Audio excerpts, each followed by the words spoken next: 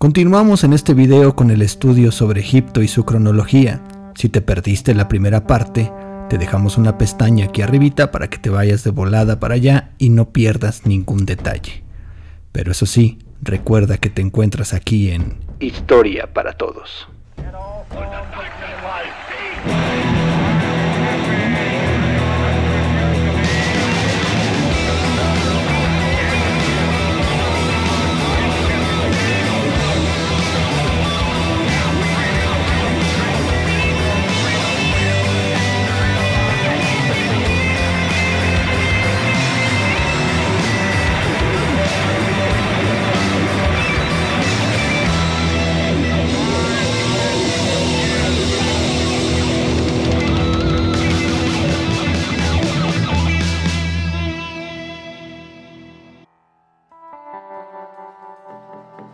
Se tiene versión de que los Hyksos se asentaron en el llamado Imperio Nuevo y que poco a poco alcanzaron gradualmente rangos de poder y por último el control del país, lo cual lo hicieron a través de la guerra y de la superioridad de armamento usando carros y caballos. Estos saquearon Memphis y establecieron su capital en Avaris, en el Delta, donde fundaron la 15ª dinastía, que duró más o menos 100 años.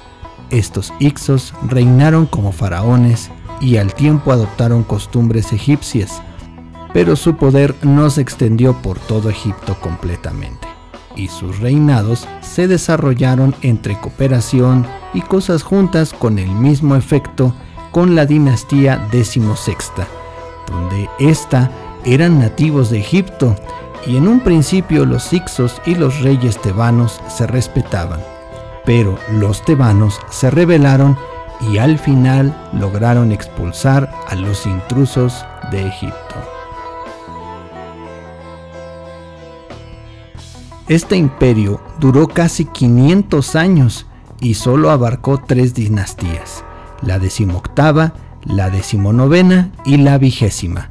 La última fue un periodo histórico en Egipto. Fue una época de estabilidad y prosperidad durante la cual el comercio, el arte y la arquitectura florecieron nuevamente. La influencia y desarrollo volvieron a florecer en esta época y la seguridad nacional se dio gracias a la creación de un ejército. Lo que sí cambió fueron las prácticas de sepultura por la creación de la necrópolis en Tebas, el Valle de los Reyes, donde los restos de los faraones se sepultaban en profundas sepulturas excavadas. Se sabe que varias de ellas fueron saqueadas, pero la prosperidad de esta época se vio en la tan famosa tumba de Tutankamón, descubierta a principios del siglo XX.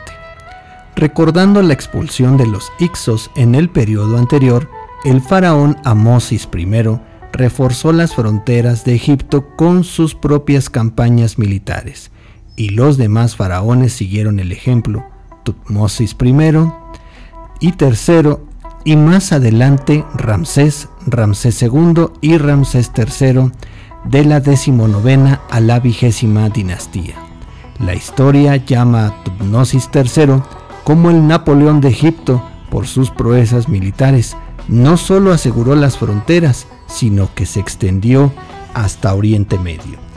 También a este faraón se le conoce por sus iniciativas arquitectónicas que se incluyeron en los templos de Amón, hasta el punto de convertirse en la divinidad más importante de Egipto en ese periodo. Al final de la dinastía 18ª, el reinado de Amenofis IV, también conocido como Ajenatón, se promovió el culto al dios solar Atón. El panteón tradicional y las prácticas religiosas se restauraron durante el periodo de Tutankamón, y los faraones de la 19ª dinastía, Seti y su hijo Ramsés II, levantaron monumentos a Amón en Karnak. Ramsés II, conocido como el Grande, lanzó grandes peleas con los hititas y a su vez selló la paz con ellos, pero al llegar la 20ª dinastía, los faraones tuvieron que hacer frente a fuerzas como libios y los llamados pueblos del mar, y la prepotencia de sacerdotes en Tebas como resultado del poder del faraón, se iba debilitando, y hacia el final de la 20ª dinastía, Egipto una vez más se encontraba fragmentado y en declive.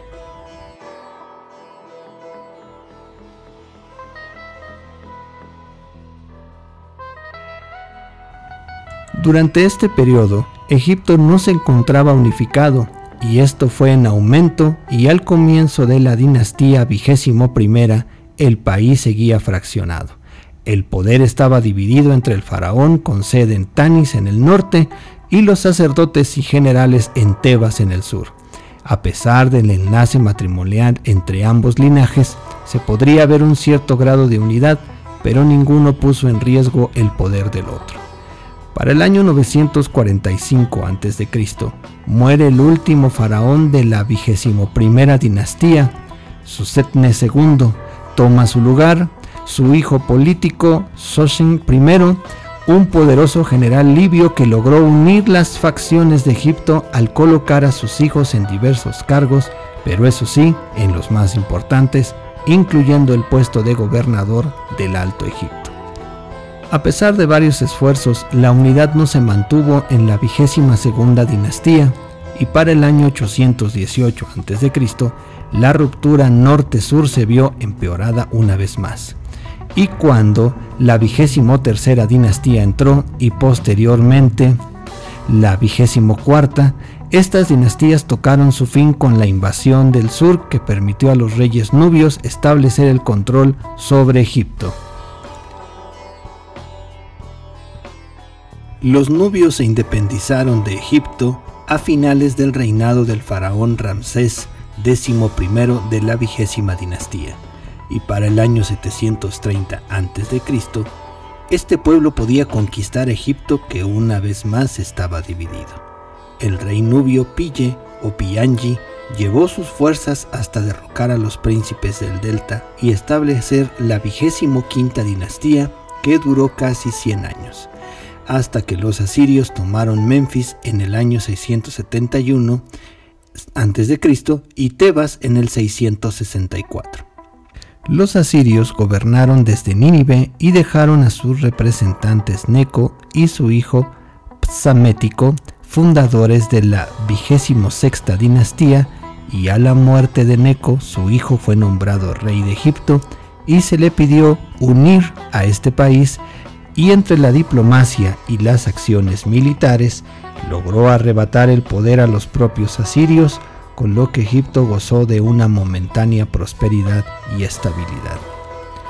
En Asia crecían los poderes de los babilónicos, los escitas y los persas. Este último invadió Egipto y fundaron la 27ª dinastía hasta el año 525 a.C. Su dominio en este país fue más o menos de 120 años, y aunque buscaban la estabilidad, el choque de culturas hizo que varias veces se levantaran en rebeldía los egipcios contra los persas. Para el año 404, los persas fueron derrocados y el príncipe Saita fundó una nueva dinastía. La dinastía 28ª se le conoce como la primera de las 3 últimas formadas por reyes egipcios que tuvieron casi un total, entre las 3, de 100 años de gobierno. Una vez más este país se mantuvo unido, fortaleció su alianza con Grecia, y para el año 343 a.C., el último faraón nacido en Egipto, Nectanebo II, fue derrocado por el ejército persa, liderado por Artajerjes III, y los persas recuperaron una vez más este país.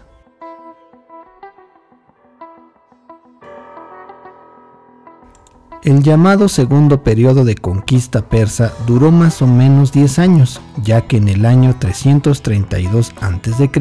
el rey de Macedonia, Alejandro Magno, hizo pedazos al imperio persa y controló Egipto. El país recibió a Alejandro como un salvador, y este fue declarado como hijo de Amón, recibió el rango de faraón y estableció la famosa ciudad de Alejandría, y fue fundador de la dinastía de Macedonia o macedónica, la primera del periodo antecitado.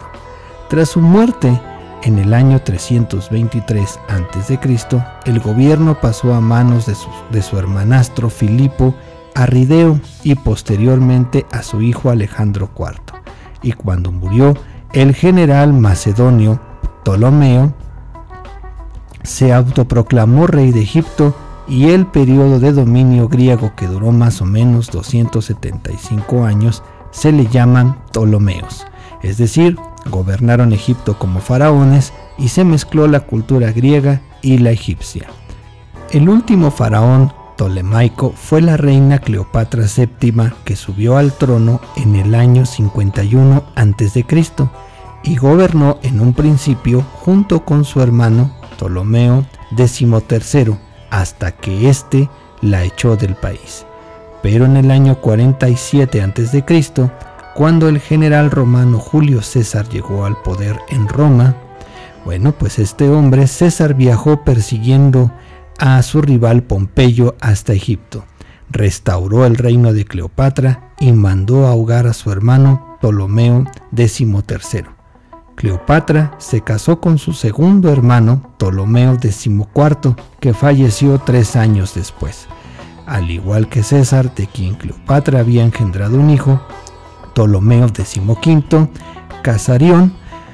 En el año 40 a.C., Cleopatra contrajo matrimonio otra vez con el cónsul romano Marco Antonio, al que le dio 3 hijos, y desde el 36 a.C. gobernó en calidad de corregente junto con su hijo.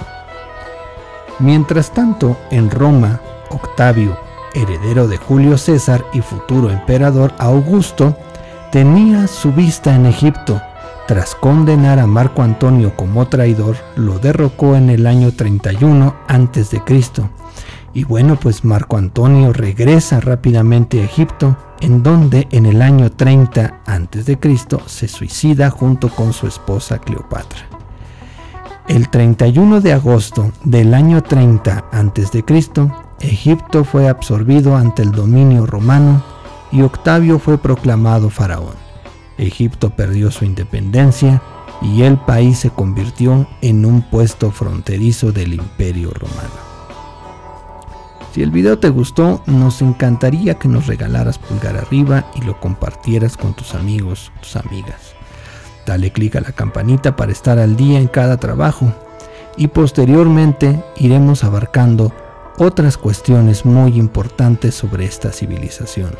Esto fue Historia para Todos.